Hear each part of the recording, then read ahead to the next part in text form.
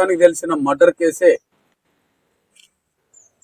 ఒక శాసన మండలి హోదాలో ఉన్న సమయంలోనే వైఎస్ వివేకానంద రెడ్డిని గొడ్డన్లతో నరికినప్పుడు ముందుగా ప్రచారం జరిగింది హార్ట్ ప్రాబ్లంతో మరణించిందని చెప్పి.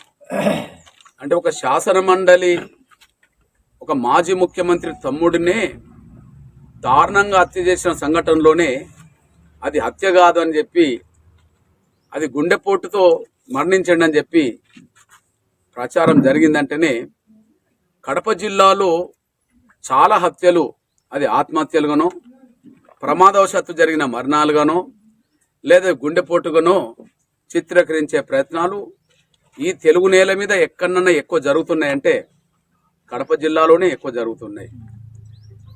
అందుకు చాలా సాక్ష్యాలు, చాలా ఆధారాలు కనిపిస్తున్నాయి.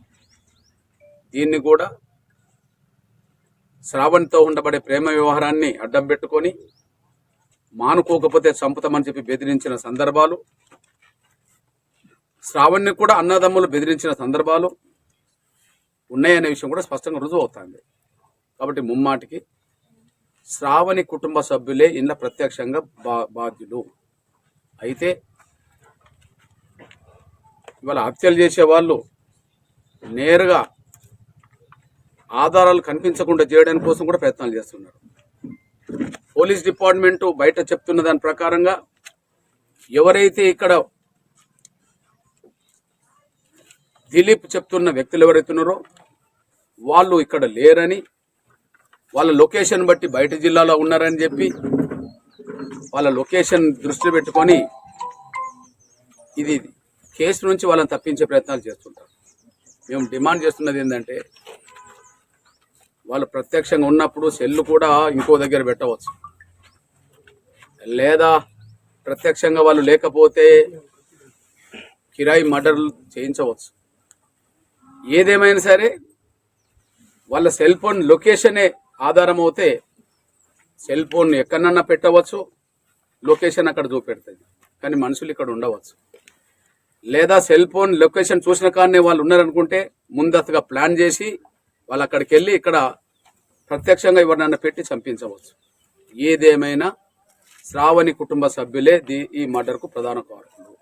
సార్ ఈ మధ్య కాలంలో ప్రధాన కారకులు కాబట్టి ఎట్టి పరిస్థితుల్లో ఇది ఇక ఛేదించాల్సిన సమయమని, ఇక జాప్యం చేయొద్దని, పక్కదారి పట్టించే ఆలోచన మానుకోవాలని, దీని ఎంఆర్పిఎస్ కూడా సీరియస్గా తీసుకుంటుందని మేము స్పష్టం చేస్తూ, ఖచ్చితంగా మర్డర్ కేసులో ఉన్నది వాళ్ళే కనుక వెంటనే SC/ST యాక్ట్ కూడా మర్డర్ కేసుకు అదనంగా ఏదైతే ముందు 307 పెట్టి మళ్ళీ ఇప్పుడు 302కు వచ్చిందో ఆ 302 నిందితులు అనబడుతున్న వాళ్ళు దళితేతరకు సంబంధించిన వాళ్ళ పేర్లు ఉన్నాయి కనుక ఖచ్చితంగా అందులో SC/ST యాక్ట్ పెట్టాలని, ఖచ్చితంగా SC/ST యాక్ట్ కింద వాళ్ళ మీద చట్టపరమైన చర్యలు కూడా తీసుకోవాలని చెప్పి ప్రభుత్వం కూడా ఈ కుటుంబాన్ని ఆదుకోవడానికి SC/ST యాక్ట్ పరిధిలో ఏ ఎక్స్రేసే రావాలో, SC/ST యాక్ట్ పరిధిలో ఏదైతే ప్రభుత్వ ఉద్యోగం రావాలో, SC/ST యాక్ట్ పరిధిలో ఏదైతే భూమి రావాలో, SC/ST యాక్ట్ పరిధిలో ఏదైతే కుటుంబానికి ఆధారంగా ఇల్లు రావాలో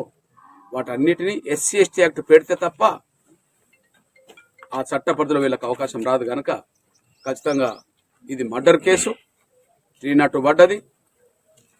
ఆ 302 కింద ఫిర్యాదుదారులు పెట్టిన దాని ప్రకారం వాళ్ళు దళితేతరులు, దాని కింద SC/ST యాక్ట్ పడుతుంది.